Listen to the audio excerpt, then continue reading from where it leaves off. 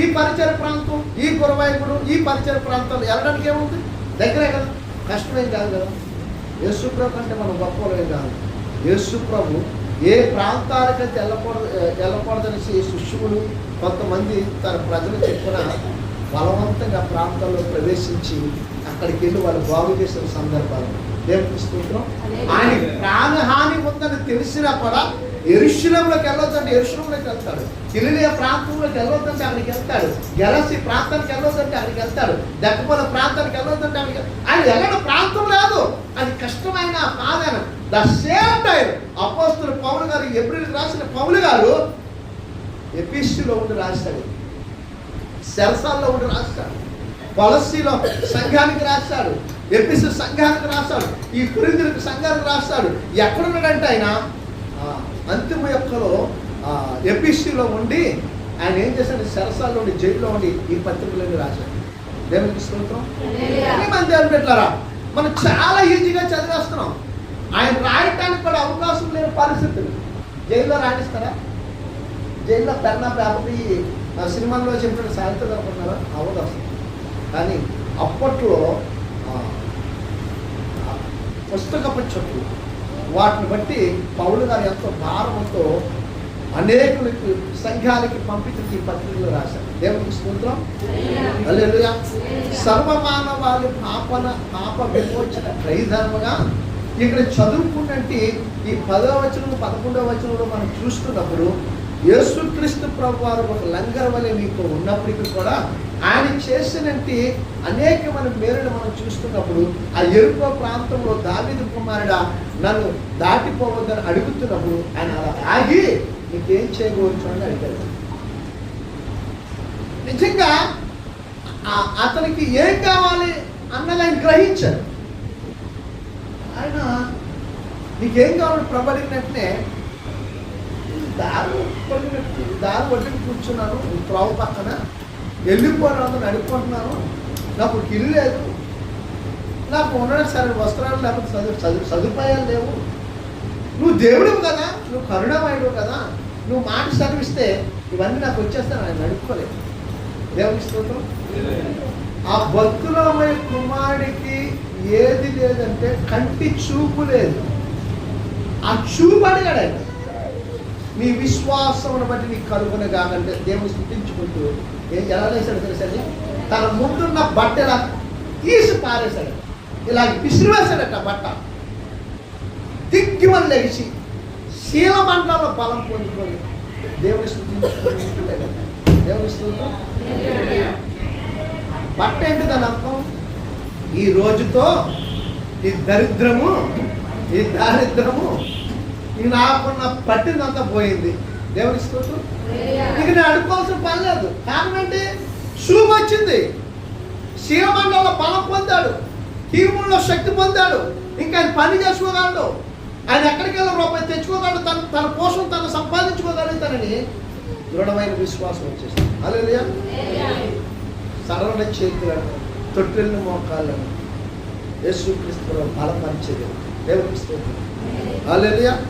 బలపరచగలిగిన దేవుడు ఆయన విడిచిపెట్టడు. ఆయన నిన్ను నన్ను ఎప్పుడు కూడా మనం అనుకోవడం తప్ప ఆయన విడిచిపెట్టే దేవుడు కాదు, ఆయన అన్యాయస్తుడు కాదు. నువ్వు ప్రేమించడం మొదలు పెడితే నేను మర్చిపోరండి.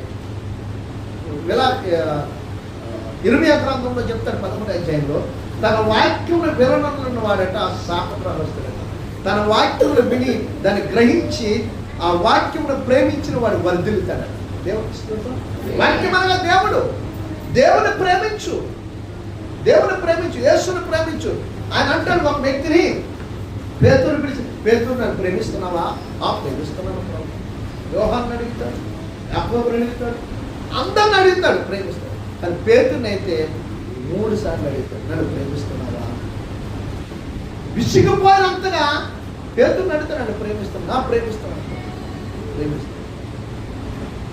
ప్రేమించిన పేతురు ఏం చేశాడు?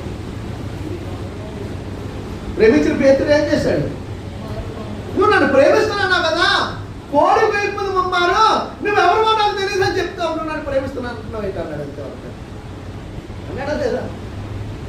అర్థమే ఇది, అర్థం చెప్పేది కాదండి. నువ్వు నన్ను ప్రేమిస్తున్నాడు అన్నావు, వారు అడిగితే అదే సమాధానం చెప్పావు. మరి ప్రేమించిన వ్యక్తివి నేను ఎవరో తెలియదని ఎందుకు చెప్పావు? ఖచ్చితంగా ఇదే చెప్తాను, అదే చెప్పావు. ఎత్తు నోరు కొట్టుకొని బోరు మరి పడి ఏడ్చాడు, ప్రభువా నేను పాపాత్ముని. ఆ పాపాత్ముడికే పాతాళపు కాలపు చెవిచ్చాడు. దేవుని చూద్దాం చెప్పండి. ఏమైపోతుంది? ఆ పాపాత్ముడికే పాతాళపు కాలపు చెవులు చెల్లించాడు. పేదరికే నువ్వు పేదరు కాదు, పవిత్ర శిలవు, నువ్వు బండము, సంఘానికి మూలరాయము, దేవుని కుమారుడు నీకు ప్రత్యక్ష పరిస్థితి, కానీ నీకు ఇవన్నీ తెలియదు. పేతురికి ఎంత బాధ్యత ఇచ్చాడంటే, దావీదుకి ఎంత పంపించాడు. పరలోకపు తాళపు చెప్పుడు దావీదు చేతిలో పెట్టాడు. దావీదు అంటాడు, నువ్వు కార్యం చేయని ఎవరన్నా తిప్పుతాడా ప్రభు అంటే ఎవరికి సాధ్యంగా. దేవుడు తలుపు తెరిస్తే ముయ్యగలుగుతావా? దేవుడు తలుపు తెరిస్తే ముయ్యగలుగుతావా? సాధ్యంగా. దేవుని బిడ్డల పక్షంగా దేవుని దోతలు ఎప్పుడు పోరాటం చేస్తూ ఉంటాయి. మీరు పడుకునే పరుండుగా దుష్టుడు మీ మీదకి రాడంటాడు. ఏ మనుషుడు మీ ఎదుటి నిలవ జారుడని యెహోషువ గ్రంథంలో మొదటి అధ్యాయంలో కూడా చెప్పాడన్నమాట. దేవుడి స్తోత్రం. నువ్వు దేవుడితో గడుపు, ఆయన కార్యాలు చూస్తాం. చివరికి ఇప్పుడు మాట చెప్పి నేను ముగించేస్తాను. అదే అధ్యాయం. ఇవన్నీ వివరించడానికి ఇప్పుడు సమయం సాధదు, కానీ ఒకసారి 12వ వచనం చూడము. 11వ వచనం. మీ విశ్వాసము చేతను ఓర్పు చేతను నీలో ప్రతివాడు నిరీక్షణ పరిపూర్ణము నిమిత్తము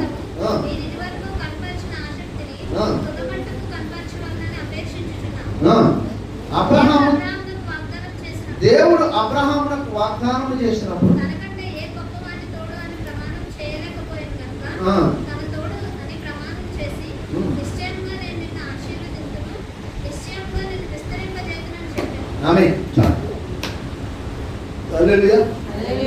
ఆయన మాట పక్కనే ఉన్నాడంటే, ఆ మాట నమ్మి అతడు ఓర్పుతో సహించి ఆ వాగ్దాన ఫలము పొందెను.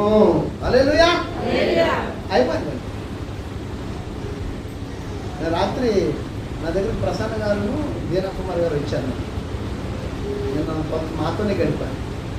నాకున్న పనులు అయినప్పుడు వచ్చినప్పుడు వాగ్దానం అంటే ఏంటో చెప్పేవాళ్ళు. సో ఇప్పుడు కూడా రాత్రి నేను చదివాను. రాత్రి 4:30 పడుకున్నాను, 4:20 వరకు మెరుగుగా ఉంది. రాత్రి చదువుతున్నప్పుడు నేను వీళ్ళకి ఏం చెప్పాను అవన్నీ నాకు రిఫ్రెష్మెంట్ కనపడదు. దేవుని స్తోత్రం. ఒక వాగ్దానం అనేది మీ దగ్గరకు వచ్చినప్పుడు, లేదా దేవుని వాక్యము నీ దగ్గరికి పరిగెత్తుకుంటగా యాకోబు దగ్గరకు వచ్చినట్టుగా నీ దగ్గరకు వచ్చినప్పుడు, ఆ వాక్యాన్ని పట్టుకోవడానికి నువ్వు ఇష్టపడాలి. ఆ వాక్యం ఒక్కసారి జారిపోతే నువ్వు పట్టుకోలేవు. ఆ వాక్యాన్ని నవరు వేసుకోవాలి, ఆ శాస్త్రాన్ని అనుసరించాలి, ఆ మాటలు గైకొనాలి. నువ్వు ధన్యుడిగా మార్చబడాలంటే, ధన్యుడు ఎలాగయ్యాడు అబ్రహాము? ఆ వాగ్దాన ఫలము పట్టుకొని వాగ్దానం వచ్చేంత దేవుని వైపు చూడటం వల్ల నిశ్చయముగా నువ్వు ఆశీర్వాదం నుండుదువు. హల్లెలూయా, హల్లెలూయా.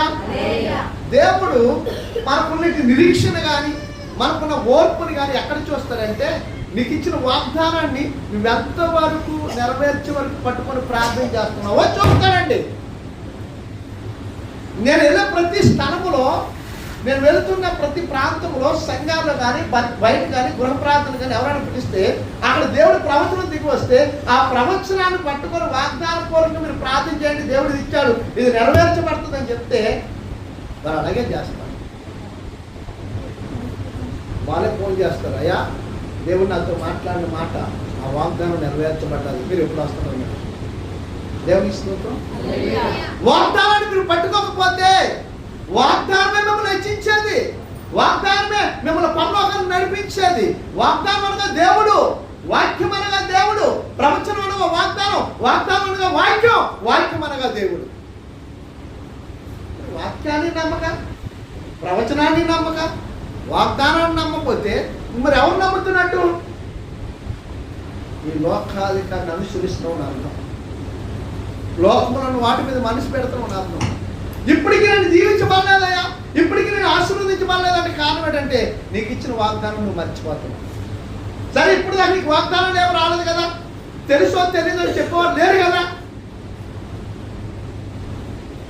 పరిశుద్ధ దేవాలయంలో దేవుడు దాసులతో మాట్లాడినప్పుడు మాట్లాడడానికి ఆయన సిద్ధపడి దేవుని ఆత్మచేత ప్రేరేపించడం కొంచెం ప్రసంగాలు చేస్తున్నప్పుడు నువ్వు ఇంటి దగ్గర ఎలా రావాలంటే నీ ప్రవర్తన అంతటినీ సరి చూసుకుంది పరిశుద్ధముగా ప్రభా ఈ దినము నాతో మాట్లాడు. ఇంతవరకు నీ వాగ్దానం నాకు తెలుసో తెలీదో నాకు తెలియదు, నాకు చెప్పేవారు లేదు, ఒకరు చెప్పినా మర్చిపోయానో నాకు తెలియదు. నాతో ఒక్కసారి మాట్లాడు. ఆ వాగ్దానం నాకు నువ్వు ఆడే ప్రతి మాటలో ఖచ్చితంగా నా ఆత్మకు, నా హృదయానికి, నా మనసుకు తగిలి నన్ను నీకు లోబరిచే ఒక ప్రవచనం ఉంటుంది. ఆ మాట నాతో మాట్లాడు. తప్పనిసరిగా ఆ ప్రవచనాన్ని నేను చెప్తున్నాను ప్రియులారా, ఆ వాగ్దానాన్ని మీరు ఎత్తుపడి ప్రార్థన చేయండి. దేవుడు అది నెరవేర్చే వరకు ప్రార్థన చేయండి. మీకు ఇంకో విషయం చెప్తున్నా, నెరవేర్చడానికి సంవత్సరాలు పట్టవు, నెరవేర్చబడ్డానికి వేల సంవత్సరాలు, శతాబ్దాలు పట్టవు. అది ఆలస్యమైన జాబు చేయక తప్పక జరుగును. ఆలస్యం ఎందుకు చేస్తున్నాడు? ఇప్పుడు ప్రవచనం వచ్చినంటే నా చేతిలో పెట్టేశాడు అనుకో దేవుడు, రేపు ఆ ప్రవచనం నాకు గుర్తుండదు ఉంటుందా? అబ్రహాము 75 ఏళ్ళ సమయంలో 90 ఏళ్ళు 100 ఏళ్ళు వచ్చేటప్పటికి అబ్రహాంకి ఇచ్చిన వాగ్దానాన్ని విడిచిపెట్టలేదండి. అంటే 100 ఏళ్ళ వరకు అబ్రహాముని పిలిచిన దగ్గర మొదలుకొని 70 ఏళ్ళ వయసులో పిలిచినప్పుడు అబ్రహాము రామా విడిచి కానాను ప్రాంతానికి వచ్చేటప్పటికి 75 సంవత్సరాలు. ఈ మధ్యలో దేవుడు చేసిన ప్రతి వాగ్దానాన్ని పట్టుకొని 100 ఏళ్ళకి కుమారుని ఇచ్చాడు విశాఖ. దేవుడు మర్చిపోయాడా? అబ్రహాం మర్చిపోయాడా? మరి మనం ఎందుకు మర్చిపోతున్నాం? మనకు అవసరం లేదు, మరి దీవించమలేదు, దేవుడిని ఆశీర్వదించలేదు. వాగ్దానాన్ని పట్టుకో. వాగ్దానం నిన్ను, నీ కుటుంబాన్ని హెచ్చిస్తారు, వాగ్దానం నీ సంఘాన్ని హెచ్చిస్తారు, వాగ్దానం నేను ఫలభర్తంగా ఫలింపజేస్తారు. అబ్రహాముకు చేసిన ప్రతి వాగ్దానం నెరవేర్చిన దేవుడు ఈ రోజు నీ జీవితంలో, నీ కుటుంబంలో ప్రతి పరిశ్రమలను ఆశీర్వాదం చేత దేవుడు నిత్యమైన ఆశీర్వదిస్తాడు. వాగ్దానం ఎత్తి పట్టుకుంటాడు. వాగ్దానం అనేది ఆ సమస్య అయింది కాదు. నేను ఒక సహోదరికి ప్రార్థన చేసి ఒక వాగ్దానం చెప్పాను. ఆయుష్ హాస్పిటల్లో ఉందా ఆ వాగ్దానం చెప్తే చాలా బలహీనంగా ఉన్నాను. ఎంత బలహీనత అంటే నాకు జ్వరం, లేవలేని పరిస్థితి, దగ్గర వెళ్ళలేని పరిస్థితి. వాళ్ళు అయ్యగారు రమ్మన్నాడు. వాళ్ళు డయాలసిస్ చేసేదానికి, ఆపరేషన్ చేసేదానికి రకరకాల ప్రయత్నాలు చేస్తారు ఏలూరులో ఆయుష్ హాస్పిటల్లో. ఆ ప్రయత్నాల్లో ఎప్పుడు నా ఫోన్ ఎక్కడ తన యజమానుడు నా ఫోన్ ఎత్తి అయ్యగారు ప్రార్థించాడు, మాట్లాడాడు. ఆ డయాలసిస్ బెడ్ మీద ఉన్న వ్యక్తితో ప్రార్థనలో నాకు ఒంట్లో బాగలేకుండా ఆమెకు వచ్చిన ప్రవచనాన్ని వాగ్దానం చెప్తే ఆపరేషన్ అవసరం లేదు, డయాలసిస్ అవసరం లేదు, ఇంటికి తీసుకున్నాను. సమకూడదు ఏమైపడుతుంది? హ్యాపీగా ఉంది. దేవుడికి అసాధ్యమైనది ఏమీ లేదు. నీ వల్ల నా వల్ల కాదు, నీకు నాకు సాధ్యము కాదు, సృష్టికర్తకు దేవుడికి సాధ్యమే. నమ్ముతారా? నమ్మితే దేవుడు భయపడతాం. చెప్పబడండి, దేవుడు సృష్టికర్తకు దేవుడికి సాధ్యమే. ఎందుకో తెలుసా? నేను ముగించేశాను. ఎందుకో తెలుసా? అది కాదు మొదలుకొని నడినెత్తి వరకు, శిరస్సు మొదలుకొని సిరిపాదం వరకు మన దేహంలో ఉన్న ప్రతి అవయాన్ని కలుగజేసింది ఆయన కదా. బాగు చేయగలరా? బాగు చేయలేడా? ఆయన వైద్యుడు అండి. ఆపరేషన్ చేసి ఎముకలను తీశాడు. ఒక ఎముకని తీసాడా లేదా? ఆ రోజు ఏముందా దేవుడి చేతిలో? మందు ఆడనిద్ర కలిగజేశాడు. చక్కగా అలా తీర్చి ఒక ఎము నిలిచి, ఒక ఎముక నిలిచి తీసుకొచ్చి ఆదాం దగ్గర పెట్టాడు. ఆదాం అందరూ ఎక్కడ ఉన్నారు, అవ్వాలంతా ఎక్కువయ్యారు. దేవుడికి వేరే ఆదాము లేదు. ఒకరు ఇద్దరు 3 4 5 కాకపోతే వెళ్ళిపోతాయి. అందరూ అవాములే. దేవుడికి స్తోత్రం. అందరూ సారాయిలే, అందరూ రాగిళ్ళు రెబకాలే. హల్లెలూయా. ఆ రోజుల్లో దేవుడు చేసే ప్రతి కార్యాన్ని బట్టి ఈరోజు నీ జీవితంలో ఏది నీ దేహంలో దాన్ని ఇలా తీసి ఇలా పక్కన పెట్టాలి. ఇర్మియా గ్రంథము 33:6-7 వచనం చెప్తాడు. దానికి ఆరోగ్యం ఇచ్చి, దాన్ని బాగు చేసి, స్వస్థపరిచి, యెహోవాని నేనే మీకు క్షేమము కలుగునుగాక. ఆమేన్. అట్టి నిత్య ఆశీర్వాదము మనందరికీ తోడై ఈ దినము ప్రేమ మీద ఏర్పాటు చేసిన ఆశాజ్యోతి గారి కుటుంబానికి కృప నిత్యము మనందరికీ తోడై నడిపించునుగాక.